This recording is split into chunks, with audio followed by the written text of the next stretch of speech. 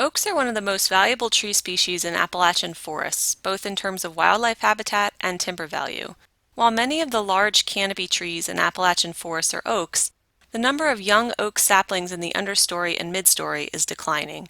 These young oaks are needed so they can grow and one day replace older oaks as they are harvested or die off. A major factor in the growth of oak seedlings is the amount of light reaching the forest floor. Look down and you'll see lots of small oak seedlings are growing in this stand. Oaks can germinate and grow for a few seasons under shaded conditions like this, but oak seedlings need more sunlight to become established and continue to grow into saplings. Look up and you'll see the overstory trees have grown together into a closed canopy in this forest, and they are largely blocking the sunlight and creating dark conditions in the understory.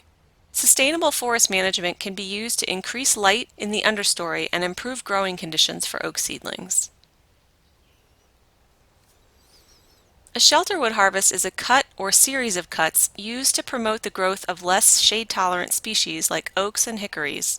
In the first cut, less desirable and suppressed trees are removed, leaving the highest quality trees to shelter the desirable seedlings and to act as a seed source for new seedlings.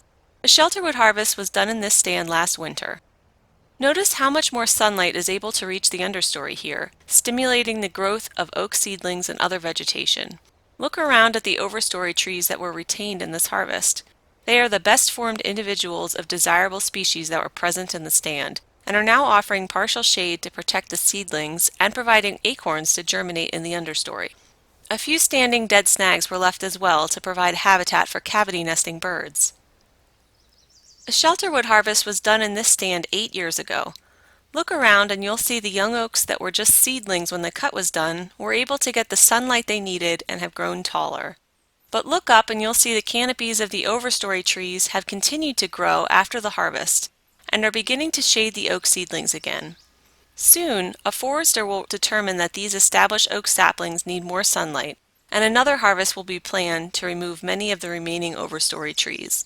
We'll discuss this type of harvest and overstory removal in our next video.